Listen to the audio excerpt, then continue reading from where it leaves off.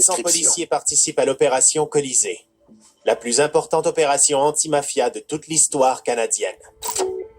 Giuseppe De Vito est un des rares suspects à échapper à la rafle. De Vito aurait eu des informations comme quoi que l'opération Colisée s'en venait. Donc, De Vito est déjà en fuite. Giuseppe De Vito était l'un des mafiosi de la nouvelle génération les plus influents à Montréal. Il est reconnu dans le milieu là, comme étant très intelligent et rusé. L'opération Colisée a semé là, un grand vide au niveau de la mafia. Et De Vito, il va profiter de ce vide-là pour prendre de l'ampleur et devenir un joueur important là, sur l'échiquier du crime organisé. Giuseppe De Vito ne reculera devant rien pour mettre son plan à exécution. Sa longue cavale va faire couler les torrents de larmes et de sang.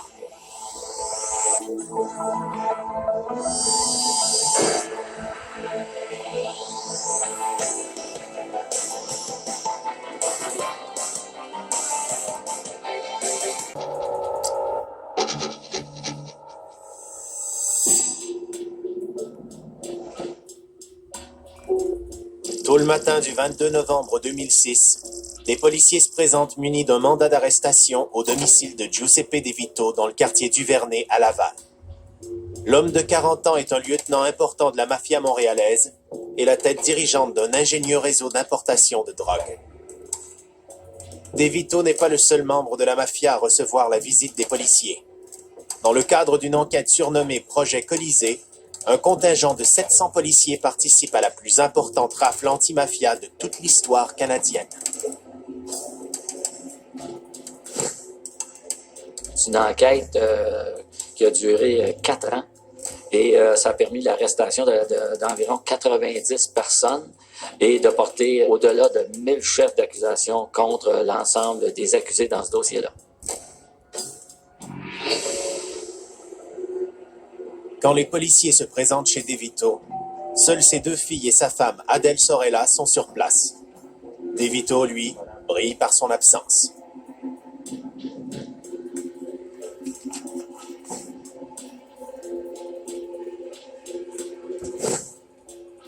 Et pendant que les policiers sont à l'intérieur de la maison, Giuseppe De Vito va communiquer avec sa femme. Il va lui apprendre que lui a appris la nouvelle par la radio. De Vito sait qu'il doit disparaître sans tarder. Mais ce qu'il ignore, c'est que les policiers sont déjà chez lui lorsqu'il téléphone à son épouse.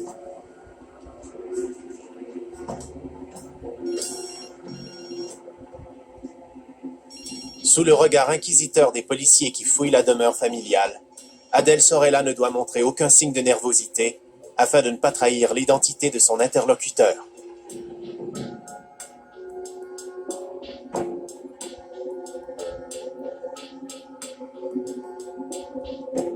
Rassurée par les propos de son mari, la femme parvient à demeurer calme et à berner les policiers. Giuseppe De Vito, il va informer sa femme que lui, il s'est pas fait arrêter, que tout va bien, et il va lui faire comprendre qu'il est dans la région de Québec. C'est la plus grande opération anti-mafia au Canada. C'était une enquête de priorité nationale à ce moment-là. C'est un cumul de 5 années d'enquête et où on a identifié des têtes dirigeantes et où ce que ça nous a permis vraiment de mettre à jour toutes les activités puis de comprendre comment le crime organisé est impliqué dans toutes les sphères d'activité à différents niveaux. Giuseppe De Vito, c'est une personne, j'en entends parler depuis des années 1990, c'est une personne qui est reliée dans le monde des stupéfiants et dans le monde aussi du gambling, puis qui était relié au crime organisé italien. Les informations que nous avons, encore là, via des informateurs, c'est comme quoi il est présent à Montréal, mais qu'il veut demeurer dans l'ombre. Il y a des choses à régler, là. Ça fait quand même un petit bout de temps là, que De Vito est dans le collimateur de la police, parce que De Vito, c'est un des instigateurs d'une porte d'entrée à l'aéroport de Montréal au niveau des stupéfiants. Le 5 janvier 2005, soit un peu moins de 2 ans avant la grande rafle de novembre 2006, les policiers avaient saisi 218 kilos de cocaïne, dissimulés dans des conteneurs à bagages, d'un vol en provenance d'Haïti.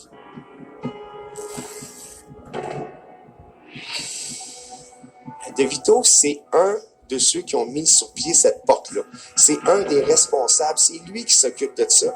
Il y a des gens, il y a des facilitateurs qui travaillent au niveau de l'aéroport, dans des compagnies aériennes ou dans des compagnies qui font affaire avec les compagnies aériennes qui vont faciliter ces importations-là.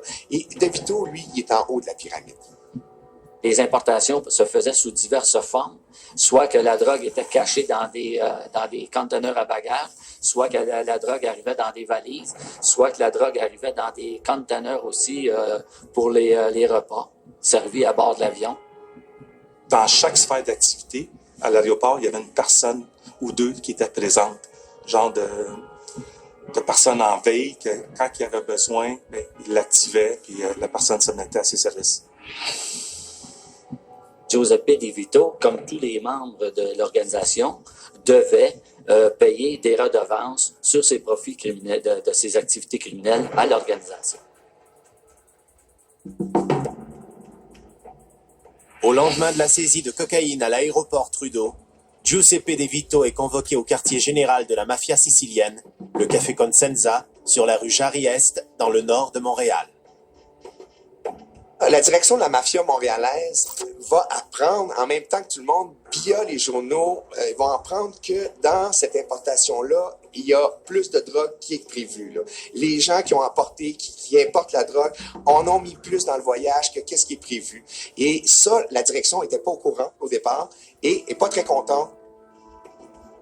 En apprenant que les trafiquants avaient triché en faisant entrer 218 kilos de cocaïne au lieu de 120, les dirigeants de la mafia, eux autres, ont posé des questions pour savoir ce qui s'était passé, c'est-à-dire qui importait de la cocaïne via l'aéroport Montréal-Trudeau devait payer une cote à la mafia sur chacun des kilos qui étaient entrés illégalement via l'aéroport. Et donc, quand on déclare à la mafia qu'on a importé 120 kilos au lieu de 218 kilos, ce sont des grosses pertes pour les dirigeants de la mafia. Et c'est ça qui a soulevé la colère des dirigeants de la mafia. Pendant cette rencontre-là au Cosenza, on va retrouver des joueurs importants, là, des grosses pointures au niveau de l'importation de stupéfiants dans la mafia. Donc, on va demander à De Vito de faire la lumière sur cette importation de stupéfiants. Ce que De Vito et ses acolytes ignorent, c'est que la GRC a installé des micros et des caméras dans les murs et les plafonds du Café Consenza.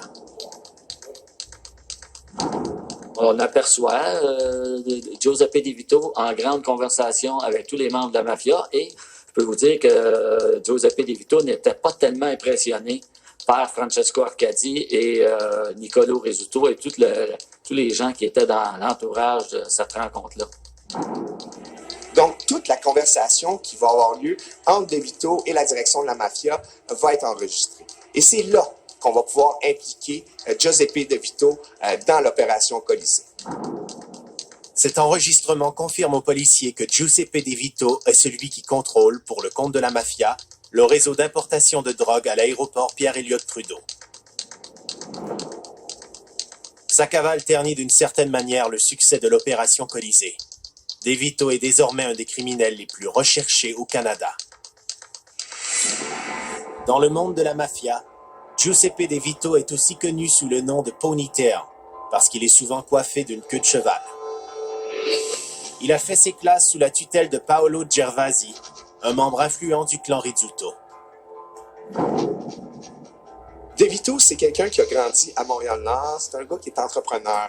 C'est pas un camp, là. Il a fait des études collégiales et même à 19 ans, il était déjà propriétaire de son propre restaurant dans le centre-ville de Montréal. C'est quelqu'un d'ambitieux, c'est un leader. Officiellement, Giuseppe De Vito est propriétaire d'un café, d'un restaurant et d'un commerce de moto. Mais dans les faits, ces établissements servent de couverture aux jeunes caïds pour ses activités illicites. Giuseppe De Vito était surtout actif, lui, dans l'est de Montréal, particulièrement à Saint-Léonard et dans le quartier Rivière-des-Prairies, dans le trafic de drogue, dans le prêt usuraire et dans le pari sportif. Sans être un membre à part entière du clan Rizzuto, Giuseppe De Vito relevait de Francesco Arcadi et payait ses redevances sur les profits de ses activités illicites à l'organisation. En fait, ce que l'enquête a permis de déterminer et les informations du milieu, c'est que si De Vito n'aurait pas eu les portes qui donnaient accès à l'aéroport, je suis pas sûr qu'il aurait été proche de l'organisation. Il en avait besoin. C'est pas le gars qui se promenait à flasher son argent au casino puis des choses comme ça. Il avait sa vie familiale, il avait ses affaires. Je dis pas que c'est un ange, c'est pas ça la question. La question, c'est que il n'avait pas le profil d'un mafiosi. Le profil typique, là. La Ferrari, puis tout le kit, là. Il n'y avait rien de tout ça, là. L'opération Colisée a semé là, un grand vide au niveau de la mafia. Et De Vito, là, même si c'est un petit peu plus compliqué de faire sa business, parce qu'il est en cavale, il va profiter de ce vide-là pour prendre de l'ampleur et devenir un joueur important là, sur l'échiquier du crime organisé. Le jeune caïd fait le calcul qu'il est plus avantageux pour lui d'être en cavale plutôt qu'en prison pour réaliser ses ambitions. Un choix qui s'avérera lourd de conséquences et qui fera de nombreuses victimes collatérales. Le 22 novembre 2006, plus de 70 individus ont été arrêtés dans l'opération Colisée, la plus importante rafle anti-mafia de toute l'histoire canadienne. Giuseppe Ponytail De Vito, une étoile montante de la mafia montréalaise, est un des rares suspects à avoir échappé à la rafle. Le jeune caïd entend profiter du vide créé par l'arrestation des têtes dirigeantes de la mafia pour prendre du galon. Au moment de l'opération Colisée en 2006, la mafia italienne est déjà affaiblie. Leur chef, Vito Rizzuto, a été extradé aux États-Unis. Francesco Riccardi a pris la relève. Sa méthode, de la façon qu'il gère la mafia, ça fait du mécontentement. On estime entre autres que les agissements de Paolo Gervasi, le patron et mentor de De Vito, est une menace pour les affaires. Il est assassiné au début de janvier 2004. Les dirigeants de la mafia à Montréal penchaient plus vers les Hells Angels durant la guerre des motards et reprochaient à Paolo Gervasi et son fils de continuer de faire affaire avec les Rock Machines. Donc, Salvatore Gervasi a été assassiné en 2000 et son père 4 ans plus tard. C'est ce moment que choisit De Vito pour prendre définitivement ses distances avec le clan Rizzuto.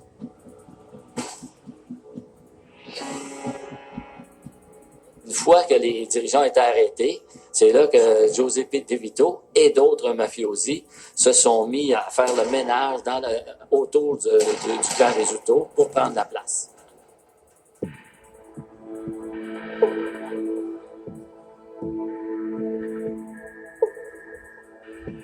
Parmi tous les dangers que doit affronter le fugitif dans cette guerre de pouvoir, celui qui lui cause le plus de soucis est sans doute la sécurité de sa jeune famille.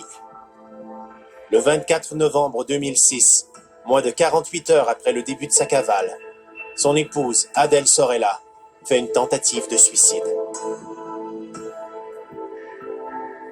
Adèle Sorella, c'est quelqu'un qui souffre de dépression. Elle va avaler des médicaments. Elle va être transportée d'urgence à l'hôpital, au centre de santé de Laval. Quand l'opération Colisée a été déclenchée, elle ignorait complètement absolument toutes les activités de son mari. Alors, c'était un choc en même temps. La pire crainte de De Vito s'avère fondée. Lorsqu'il apprend la tentative de suicide de sa femme, sachant qu'il ne peut reprendre son rôle de protecteur au sein de la famille, il se sent complètement impuissant. C'est une personne qui avait des problèmes physiques et psychologiques qui dataient d'une opération qu'elle avait subie quelques années auparavant. Elle a eu une opération près du cerveau et ça l'a laissé une parasthésie de son visage qui faisait qu'elle n'était pas capable de sourire. Puis elle, c'était une très jolie femme. c'est une jeune famille, ils ont 2 jeunes filles. Et Adele Sorella, c'est quelqu'un qui a une santé mentale fragile. Et c'est une des raisons, là, au début de sa cavale, Giuseppe De Vito aime mieux être en cavale que de se faire arrêter. Comme ça, pour lui, c'est le meilleur moyen, je pense, qu'il va trouver pour s'occuper de sa famille. Ce malheureux événement confirme aux fugitifs que sans sa présence au quotidien, l'équilibre familial peut basculer à tout moment. Bien qu'il soit recherché par plusieurs corps policiers, il veille de près au bien-être de ses filles. À sa sortie de l'hôpital, Adele Sorella réintègre la résidence familiale de Laval. Croyant la situation sous contrôle, De Vito prend alors la direction de Toronto, où il peut compter sur la protection de la puissante mafia calabraise.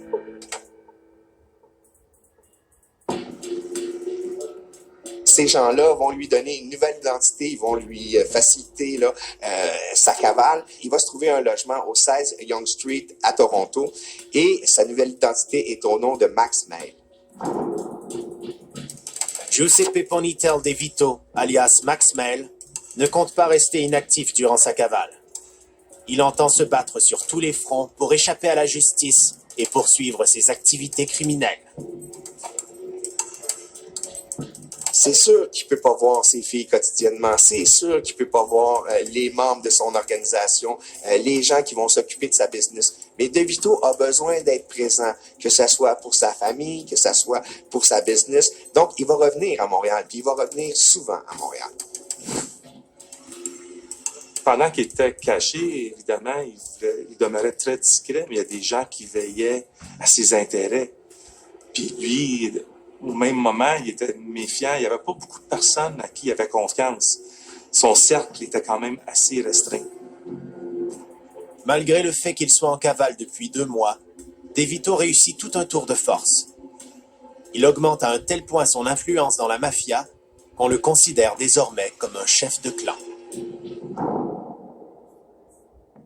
Giuseppe De Vito, c'est sûr, faisait le va-et-vient à ce moment-là entre Montréal et Toronto parce qu'il était au cœur de la réorganisation de la mafia. Giuseppe De Vito profitait de ses passages à Montréal pour aller voir sa femme et ses enfants à l'occasion.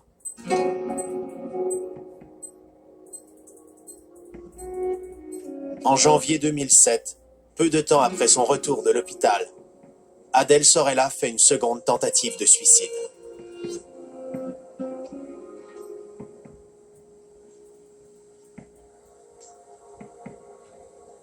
Sa mère, Teresa, qui est présente dans la maison à Laval, elle va trouver sa fille sur le plancher de la chambre de bain avec des médicaments dans ses mains et avec Adele Sorella va tenir des propos bizarres. Là. Elle dit que son mari va revenir, mais qu'elle a peur pour sa sécurité.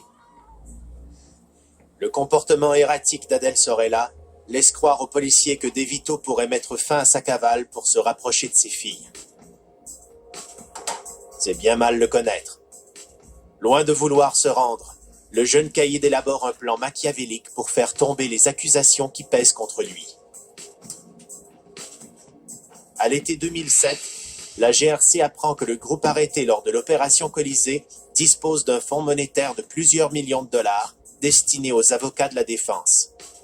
Le nom de Giuseppe De Vito est souvent mentionné comme un des bénéficiaires de ces fonds. Ils ont appris qu'il y avait des avocats qui étaient près de Giuseppe De Vito, continuaient d'avoir des contacts avec Giuseppe De Vito, et donc ils ont entrepris une enquête. Dans cette même foulée-là, ils ont aussi appris que le clan de De Vito avait comme un fonds secret pour essayer d'abord pour se défendre devant les tribunaux et aussi pour tenter de corrompre des policiers dans le cadre des poursuites judiciaires dont ils faisaient l'objet.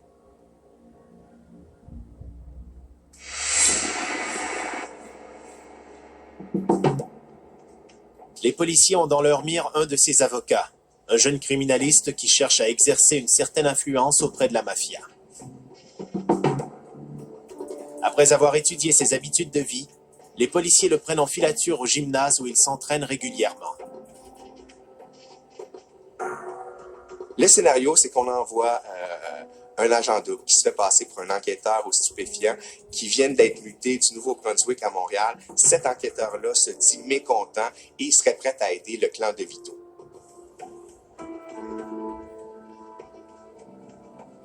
L'agent double s'inscrit au gymnase où s'entraîne l'avocat tous les matins. Entre le 1er avril et le 6 septembre 2008, l'agent double s'entraîne en même temps que l'avocat et fait connaissance avec lui. L'avocat et l'agent double vont en quelque sorte se lier d'amitié assez rapidement. Les deux s'entraînent dans le même gym. On voit là, qu'il y a une chimie qui s'est installée entre les deux individus. Toutes leurs conversations sont enregistrées à l'aide d'un body pack porté par le policier ou de micros installés dans son téléphone et son véhicule. L'opération s'avère délicate en raison du risque d'intercepter des propos protégés par le secret professionnel entre l'avocat et son client.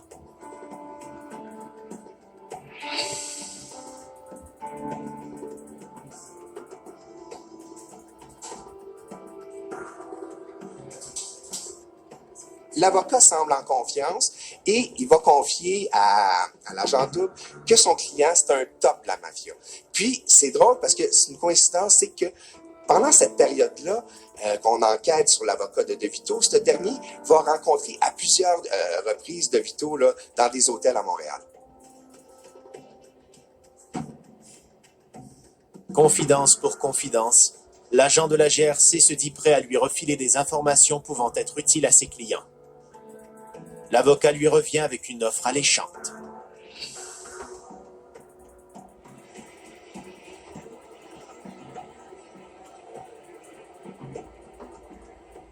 $20 000 seront remis au prétendu ripoux si celui-ci obtient des garanties écrites que De Vito sera libéré sous caution s'il se livre à la police.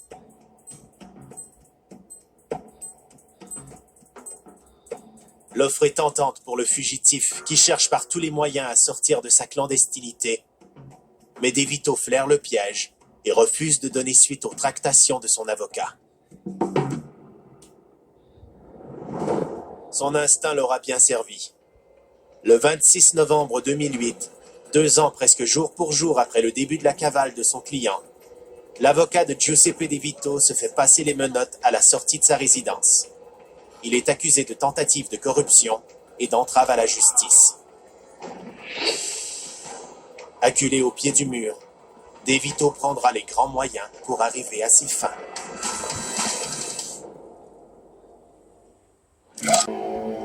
En novembre 2006, Giuseppe Ponytail De Vito a échappé à la plus importante rafle anti-mafia jamais réalisée au Canada.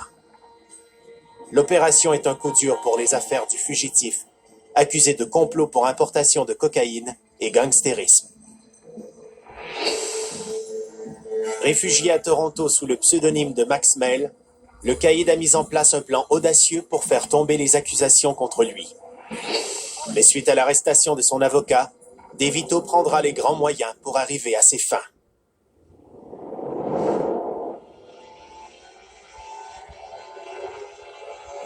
L'avocat serait comme un peu son messager. Et après son arrestation, là, De Vito va peut-être se sentir un peu plus isolé. Là. Ça, c'était un de ses bons contacts. Puis, bon, comme le vieux dicton dit, quand le chat n'est pas là, les souris dansent. Et là, il y a certains débiteurs, des gens qui doivent l'argent à De Vito, qui vont comme tarder là, à payer leurs dettes.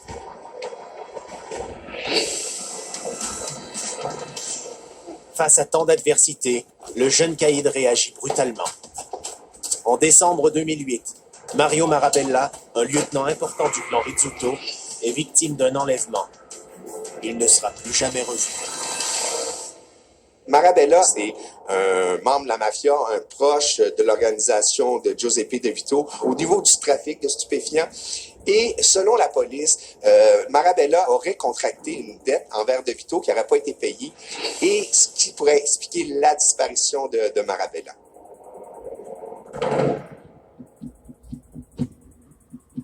Un mois plus tard, en janvier 2009, Sam Fazzulo, un narcotrafiquant travaillant pour les Siciliens, est criblé de balles au volant de sa voiture.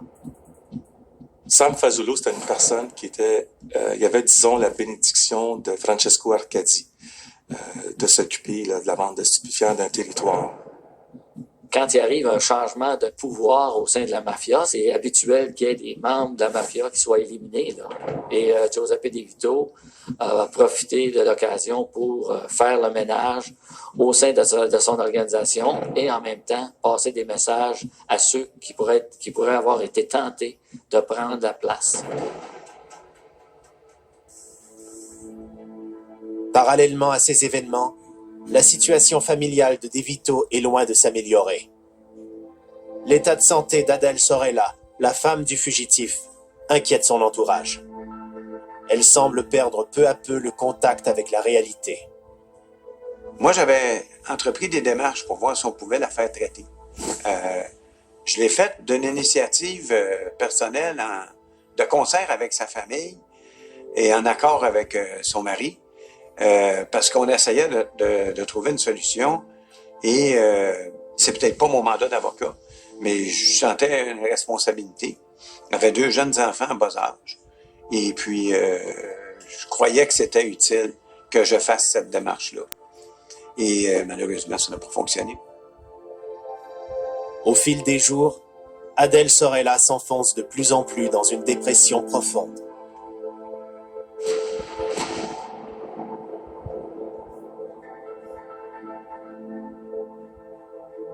Le 31 mars 2009, les 2 filles de Giuseppe De Vito, Amanda, 9 ans, et Sabrina, 8 ans, sont retrouvées mortes dans la salle de jeu de la maison familiale à Laval. Absente à l'arrivée des policiers, Adèle Sorella est recherchée comme principal témoin. La famille De Vito compte maintenant 2 fugitifs.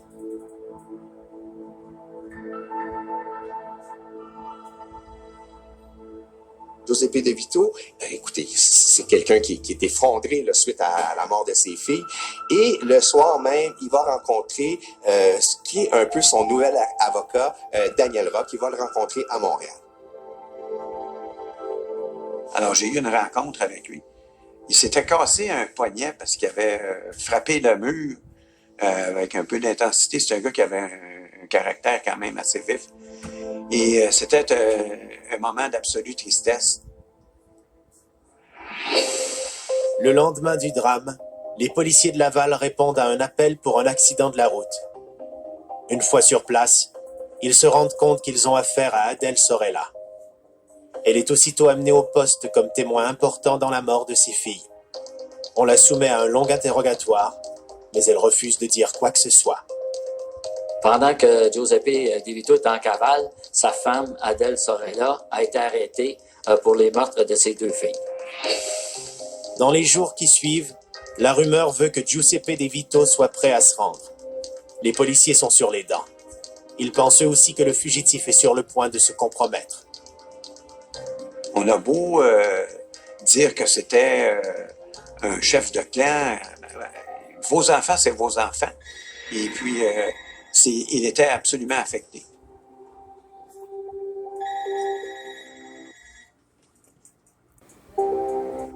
Et dans les jours qui ont suivi, assez rapidement, parce que les funérailles étaient annoncées, il fallait prendre la décision, est-ce que je me rends ou je me rends pas? Dans le milieu, on a entendu, c'est que ça a été extrêmement difficile pour lui, là, cet événement-là. Puis je souhaiterais pas ça à mon pire ennemi. Là. Il faut comprendre une chose, là. Ces enfants-là ont une mère, ont un père, mais ils ont des grands-parents. Les grands-parents, dans les deux familles, c'est des personnes qui ont travaillé toute leur vie. C'est des bonnes mamans italiennes là, qu'on pourrait décrire. Et des bons grands-papas aussi. C'était absolument triste. À la sortie, ils ont relâché des colombes. C'était vraiment très prenant. Mais ça a été leur journée à elles. Plus de 500 personnes assistent aux funérailles de Sabrina et de Amanda De Vito. Les policiers, présents en grand nombre, ont de bonnes raisons de penser que le fugitif va tout faire pour y assister, et ils sont prêts à intervenir à tout moment. Mais l'opération pourrait s'avérer dangereuse, vu l'importance de la foule. Contrairement à ce que tous les gens peuvent penser, lui, il a dit, si je me présente là, avec la façon dont on lui avait décrit ça, avec les menottes et tout ça, les gens ne regarderont pas mes enfants. Ils vont porter attention à moi. Et mes enfants ont droit à des funérailles décentes. Est-ce que DeVito était aux funérailles de ses filles? Je pense pas. Je pense pas. Un gars intelligent comme DeVito, je pense pas qu'il aurait pris le risque de se présenter aux funérailles de ses filles.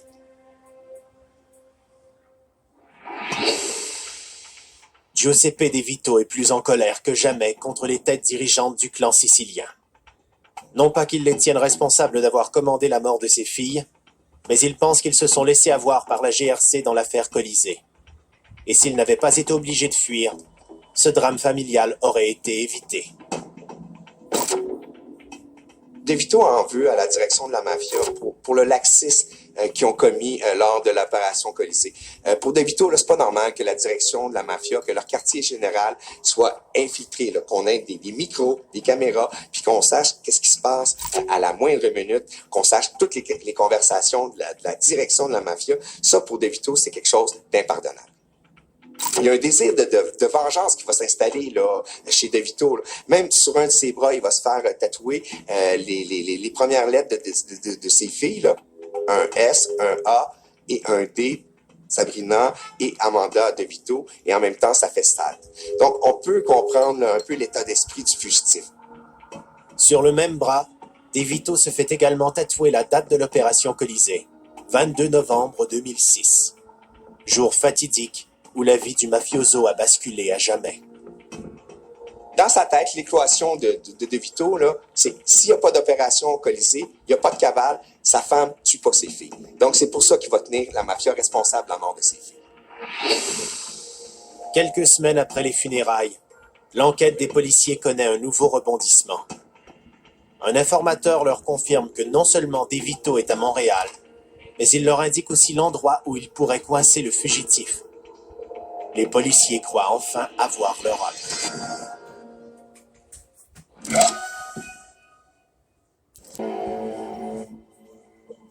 3 ans après avoir échappé aux policiers venus l'arrêter, la vie du fugitif Giuseppe Ponytail De Vito, alias Max Mail, s'est écroulée comme un château de cartes.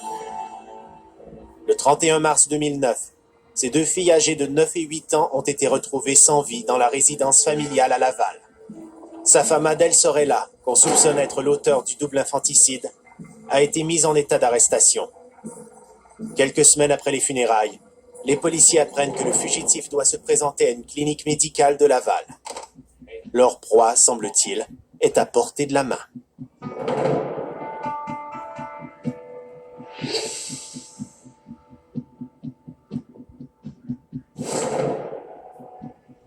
Il y a 2 policiers qui vont se présenter à cette clinique-là. Ils vont apercevoir DeVito.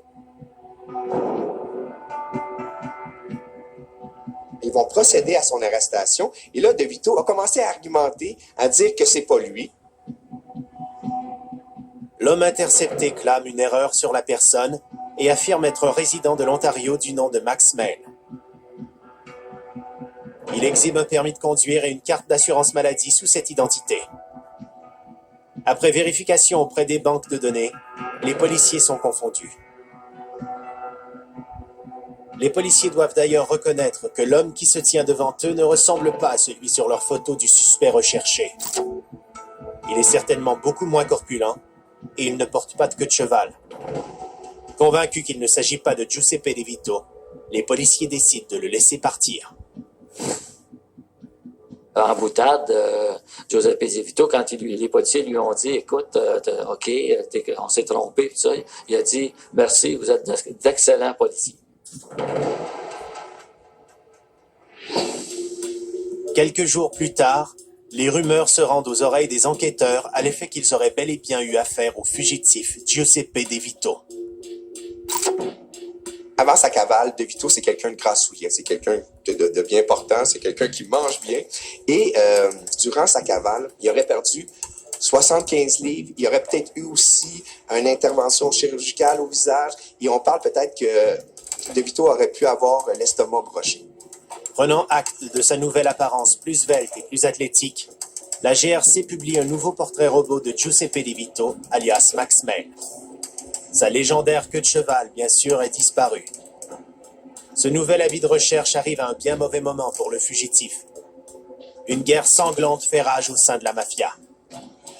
Tandis qu'une vague d'incendies criminels frappe des cafés italiens dans le secteur contrôlé par De Vito, on assiste à une vague d'attentats contre le clan sicilien qui réplique à son tour.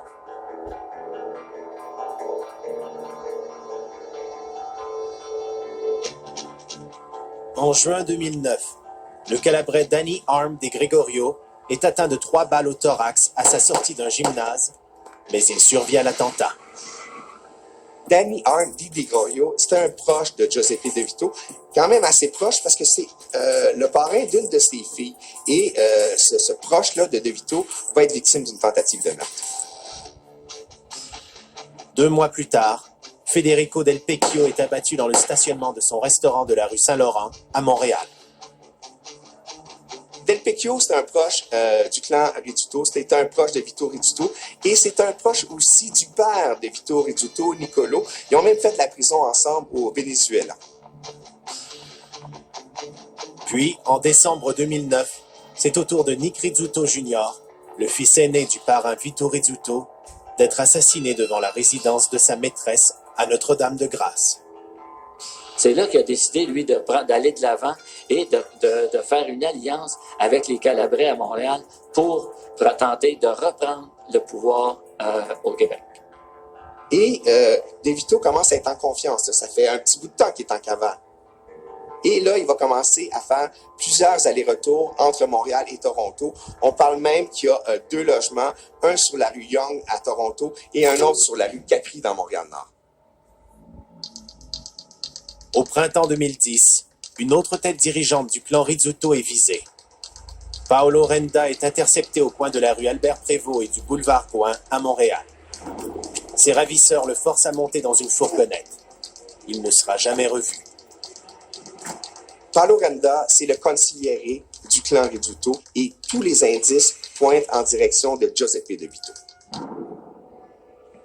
L'étau se resserre autour du fugitif. 4 ans après le début de sa cavale, les policiers ont des informations qui leur permettent de savoir où il se cache à Montréal. Cette fois, ils ne comptent pas rater leur chance et préparent minutieusement leur intervention. Il y a quelqu'un qui l'a dénoncé, vendu, là, vous prenez le terme que vous préférez. Mais à ce moment-là, il n'était pas soucieux de cette situation-là. C'est pas quelque chose qui le préoccupait grandement. Alors, il prenait pas des précautions comme il a déjà pris dans le passé. La police a maintenant des informations très précises sur les allées et venues du fugitif. Elle a entre autres l'adresse de sa nouvelle conjointe, où il réside quand il est à Montréal. Le matin du 4 octobre 2010, des policiers observent un duplex de la rue Capri à Saint-Léonard. Ils voient le présumé chauffeur de Giuseppe De Vito garer un véhicule devant la résidence.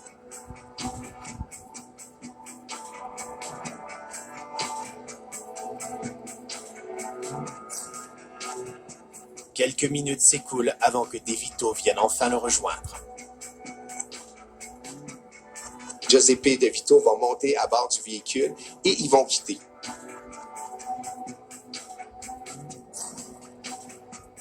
Là, c'est sûr que la police continue à faire une filature. On va se rendre jusqu'à Laval, dans un centre de conditionnement physique. Arrivé au centre de conditionnement physique, le chauffeur dépose De Vito et quitte les lieux. Le fugitif ne se doute pas qu'il est sous haute surveillance. Sur place, se trouve un policier de la GRC, spécialiste de l'infiltration. Et Giuseppe De Vito va aller s'entraîner. Et là, il y a un policier qui est habillé en civil qui va commencer à faire de l'exercice en tentant d'identifier Giuseppe De Vito. Une fois que le policier a identifié De Vito, il va communiquer avec ses supérieurs du SPVM. Il va leur assurer que c'est Giuseppe De Vito qui ne semble pas armé.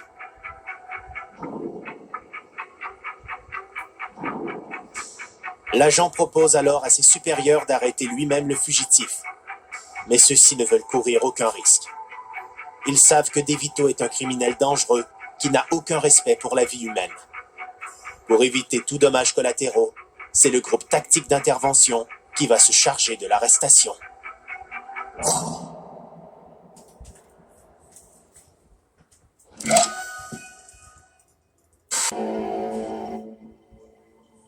Après 4 ans de cavale, les policiers sont enfin sur les talons de Giuseppe De Vito, un des criminels les plus recherchés au Canada.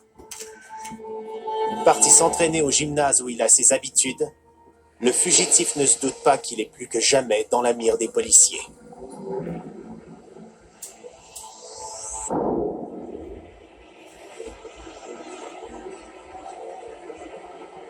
Vers 11 heures, comme il en a l'habitude après son entraînement, De Vito s'attend à retrouver son chauffeur. Mais le chauffeur n'est pas au rendez-vous. C'est plutôt un contingent de policiers du GTI qui vient le cueillir à la porte de l'établissement.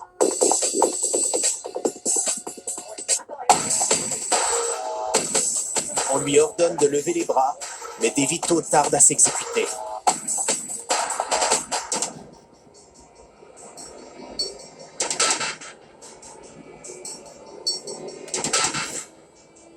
Il y a une petite pochette là, à la ceinture et ses mains vont s'en aller en direction de cette petite pochette-là. Et là, les policiers ont peur que De Vito sorte un arme.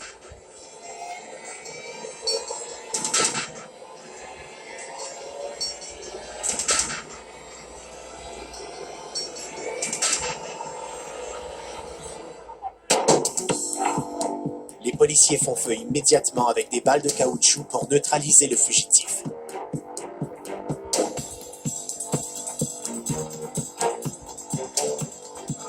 Dans sa pochette, les policiers trouvent son téléphone portable. Se voyant pris au piège, De Vito s'apprêtait sans doute à appeler son avocat. Pour Giuseppe Ponitel De Vito, c'est la fin d'une longue cavale qui a tenu les forces policières en haleine pendant 4 ans, presque jour pour jour. Quand il s'est fait arrêter, je l'ai rencontré. Puis c'est ça. Il m'a dit, écoute, on va faire des procédures, puis on va essayer d'en finir le plus vite possible. C'était ça qui était le but. L'arrestation de Giuseppe De Vito n'a pas mis fin à la guerre interclan qui se passait à Montréal au sein de la mafia, puisque Niccolo Rizzuto a été le parrain, le patriarche du clan Rizzuto a été assassiné dans sa maison quelques semaines plus tard. Même en prison, Giuseppe De Vito va continuer à en amener large. Là. Puis on le voit là, dans les médias, les meurtres qui ont lieu à Montréal, souvent c'est associé au clan Rizzuto ou c'est associé au clan De Vito. Bon, c'est comme œil pour œil, dent pour dent, là, si on veut. Le 20 juin 2012, après avoir signalé qu'elle compatissait avec Giuseppe De Vito pour la mort tragique de ses 2 filles, la juge Isabelle Rowe le condamne à 15 ans de pénitencier pour gangstérisme et complot pour importation de stupéfiants. De Vito a semblé le plus ébranlé quand on a parlé de la mort de ses filles, plus que lors du prononcé de sa sentence. Après son arrestation, Giuseppe De Vito a été placé en détention, sauf qu'il a fallu que les autorités carcérales le transfèrent dans un autre établissement parce que la tête de Giuseppe De Vito avait été mise à prix par le milieu. Le 8 juillet 2013, la carrière criminelle de Giuseppe Ponitel De Vito connaît une fin tragique. Il est retrouvé inconscient dans sa cellule au pénitencier de Donnacona. Son décès est constaté quelques heures plus tard. Évidemment, la nature humaine, elle est ce qu'elle est. Je suis pas, moi, capable d'aller sonder le cerveau des gens, mais la personne que j'ai rencontrée dans les jours précédant son décès n'était pas une personne qui donnait des indices de suicidaire. 2 semaines après la mort de De Vito, sa femme, Adèle Sorella, est reconnue coupable des meurtres prémédités de ses 2 filles et condamnée à l'emprisonnement à vie. La défense fait aussitôt appel du jugement. L'autopsie pratiquée plus tard sur la dépouille de Giuseppe De Vito permettra de déceler des traces de cyanure en quantité suffisante pour provoquer son décès. Tout indique qu'il s'agissait d'un meurtre et non d'un suicide. Ce qui fera dire à certains que la justice a le bras long, mais le crime organisé encore plus.